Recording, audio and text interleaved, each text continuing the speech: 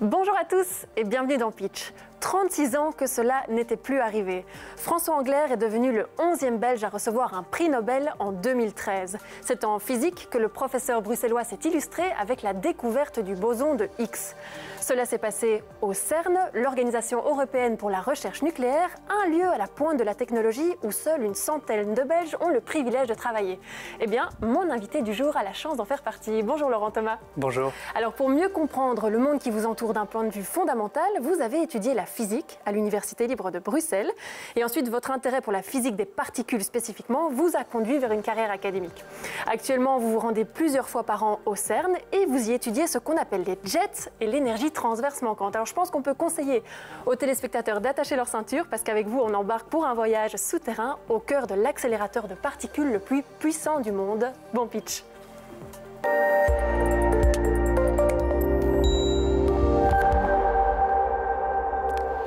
Vous vous êtes peut-être déjà demandé, en découpant de la ciboulette, si un couteau suffisamment aiguisé permettrait de la découper à l'infini ou s'il existait une taille minimale. Cette question banale a en réalité préoccupé les philosophes et les scientifiques depuis l'Antiquité. Peut-on découper la matière à l'infini ou existe-t-il une taille fondamentale ? C'est la question à la base de mon sujet de recherche, la physique des particules, qui s'intéresse aux constituants ultimes de la matière et à leurs interactions. On sait désormais que toute la matière qui constitue un brin de ciboulette, le corps humain ou les étoiles dans les galaxies, est en réalité constituée essentiellement des mêmes briques fondamentales, les atomes. Ceux-ci sont constitués de nuages d'électrons et d'un noyau de protons et de neutrons, eux-mêmes composés de particules encore plus petites, les quarks et les gluons. On peut dès lors se demander s'il existe des particules encore plus petites ou si on a finalement trouvé les particules fondamentales. On peut aussi s'interroger sur les interactions, les forces qui agissent entre ces différentes particules. À l'heure actuelle, on en identifie 4. La gravitation, qui est responsable du mouvement des planètes autour du Soleil. La force électromagnétique, dont la foudre est une manifestation particulièrement visible. Et 2 forces nucléaires, qui décrivent par exemple la réaction se produisant dans le centre d'une centrale nucléaire ou qui expliquent pourquoi les différents composants du proton le maintiennent ensemble. En fait, depuis les années 60, on dispose désormais d'une théorie bien établie qui permet de décrire toute la matière qui nous entoure, ainsi que 3 de ces 4 interactions. Ces équations mathématiques sont complexes, mais son concept est en fait assez simple. Les particules de matière interagissent en s'échangeant d'autres particules, des particules d'interaction. Telles 2 personnes, chacune disposées sur une barque qui s'échangerait un ballon. Lorsque l'une d'entre elles lance ou reçoit le ballon, sa trajectoire est modifiée. Dans cette analogie, les particules de matière sont jouées par les personnes sur les barques et les particules d'interaction sont jouées par le ballon. La force de cette théorie est qu'elle décrit tout l'univers qui nous entoure en termes seulement d'une vingtaine de particules. L'autre force de cette théorie est son pouvoir de prédiction absolument inégalé. Elle a notamment permis de prédire de nombreuses particules avant qu'elles soient découvertes expérimentalement. C'est notamment le cas du boson scalaire, prédit par Robert Brout et François Englert de l'ULB et Peter Higgs d'Édimbourg, et qui a été finalement découvert près de 50 ans après dans un collisionneur de particules en 2012. Cette découverte leur a d'ailleurs valu à 2 d'entre eux le prix Nobel de physique en 2013. Malgré tout, malgré ses succès, cette théorie a quand même quelques défauts. Le premier, c'est qu'elle n'inclut pas la gravitation, pour laquelle une autre théorie complètement différente est nécessaire. Et un autre problème est ce qu'on appelle la matière noire, une nouvelle matière nécessaire à expliquer certaines observations cosmologiques. Sans cette matière noire, les vitesses de rotation des galaxies autour des étoiles, par exemple, ne rencontrent pas les prédictions. Le problème, c'est qu'on ne sait pas du tout ce qu'est cette matière noire.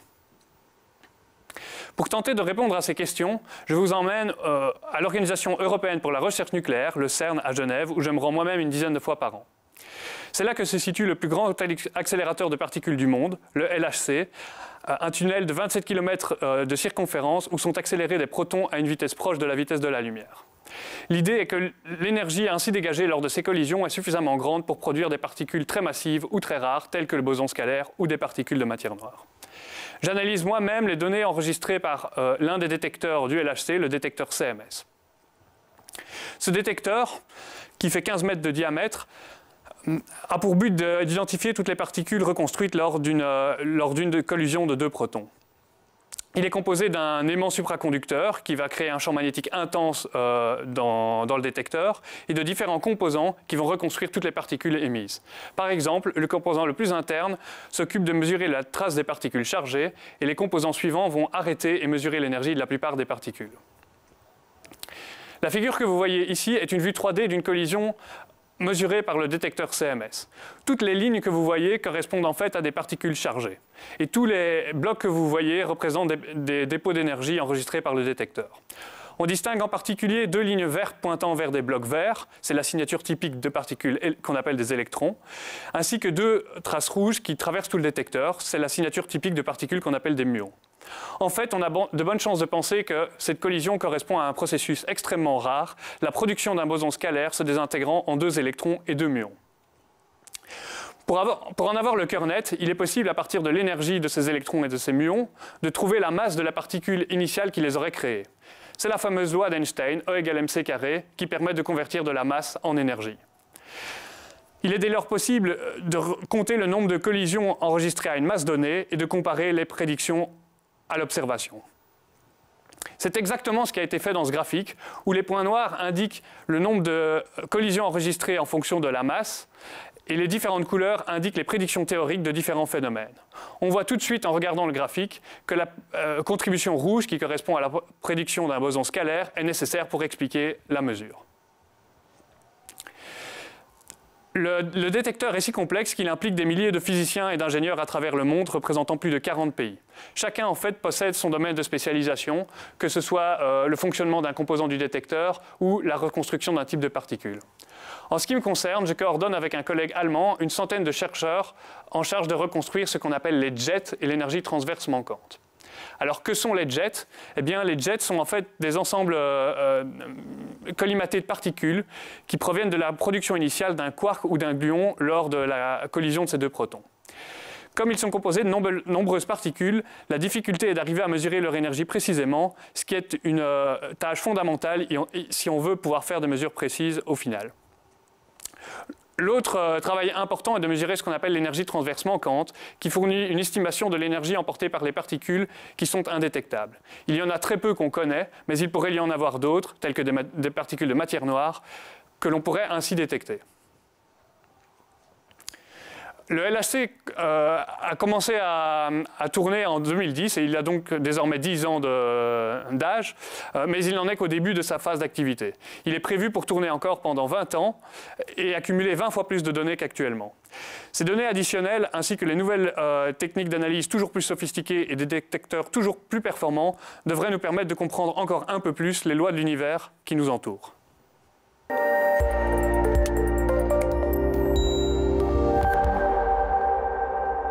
Vous nous parlez de matière noire qu'on appelle également la matière invisible. Alors une question se pose, comment est-ce qu'on fait pour observer une matière invisible? Tout à fait. Alors ici ce qu'on fait c'est que vraiment on essaye en fait de regarder des collisions où cette matière invisible serait produite en même temps que des particules qu'on connaît. Okay. Et donc ce qu'on fait c'est qu'on va mesurer toute l'énergie dans une collision et on va se rendre compte que si jamais il y a de la matière noire, cette matière noire ne va pas être détectée et donc l'énergie totale qu'on va mesurer dans la collision va être inférieure à ce à quoi on s'attend. Donc on se base sur cette mesure-là pour arriver à détecter qu'en fait il y a des particules qu'on n'a pas vues. Ce sera plutôt par déduction alors du coup, si je comprends bien. Exactement. Ok, alors en travaillant dans le domaine du nucléaire, vous devez faire face à de nombreux fantasmes et toutes sortes de théories complotistes. On accuse parfois le CERN de vouloir détruire le monde. Est-ce que vous pouvez nous rassurer une bonne fois pour toutes? Je peux vous rassurer, il n'y a absolument aucun danger et je pense que l'argument le plus fort à donner à vos téléspectateurs est le suivant. En fait, toutes les collisions qui se produisent au LHC se produisent en fait tout le temps dans l'atmosphère. C'est-à-dire que la Terre est bombardée en permanence de rayons cosmiques de très très haute énergie et donc ces rayons cosmiques engendrent des collisions qui sont semblables en fait à celles qu'on fait au LHC. Alors la différence c'est qu'au LHC, on les focalise en un endroit bien précis et on met un gros détecteur autour pour détecter ce qui se passe. Le LHC, donc vous venez d'en parler, il est actuellement à l'arrêt depuis fin 2018 parce qu'il subit un petit lifting. Mais c'est déjà le plus grand et le plus puissant accélérateur de particules au monde. Alors qu'est-ce qu'on veut encore améliorer ? On veut faire mieux, évidemment. On veut faire plus en termes d'énergie, c'est-à-dire que là, on travaille à essayer d'augmenter l'énergie des faisceaux de protons. Et c'est un travail assez intense parce qu'il faut être sûr que les errements qui courbent tous les protons dans ce tunnel de 27 km sont suffisamment puissants. Et puis l'autre aspect, c'est qu'on veut aussi augmenter le nombre de collisions qu'on produit, puisqu'on cherche des processus très rares. Ce qu'on espère, c'est avoir encore plus de collisions pour pouvoir détecter des processus encore plus rares. Une question plus personnelle maintenant, est-ce que c'est un rêve pour tout physicien de travailler au CERN, justement ? En tout cas, je ne sais pas pour tous les physiciens parce qu'il y a plein de domaines dans la physique, c'est un sujet vraiment très vaste, mais dans mon domaine, oui, et en ce qui me concerne, oui, c'est vraiment une chance incroyable de pouvoir aller là-bas et travailler avec des collègues des 4 coins du monde. Et du coup, on n'est pas physicien du tout, on n'y connaît même pas grand-chose, mais vous avez quand même réussi à piquer notre curiosité. On peut aller, nous, au CERN, on peut visiter ce fameux LHC? Oui, tout à fait. Alors, le CERN est complètement ouvert au public, et donc vous pouvez effectivement vous rendre à Genève et aller visiter le CERN, CMS ou les autres détecteurs. Et ce qui est aussi possible de faire, même si vous n'avez pas les moyens ou la possibilité de vous rendre là-bas, c'est de faire ce qu'on appelle des visites virtuelles. C'est-à-dire que le détecteur CMS, par exemple, organise des visites virtuelles. Donc, vous pouvez visiter depuis chez vous le détecteur via quelqu'un qui va se rendre avec une caméra dans le détecteur et vous montrer les différentes parties. Okay. Même si le mieux, c'est évidemment de s'y rendre en personne. Bien sûr, bien sûr. Un tout grand merci à vous, en tout cas, d'être venu nous expliquer votre recherche. Merci. Nous, du coup, on vous donne un bon conseil pour une prochaine destination pour vos vacances. N'hésitez pas à vous rendre au CERN, à la frontière franco-suisse. Nous, on part pas, on reste là et on vous donne rendez-vous pour un nouveau numéro de Pitch. À bientôt sur BX1.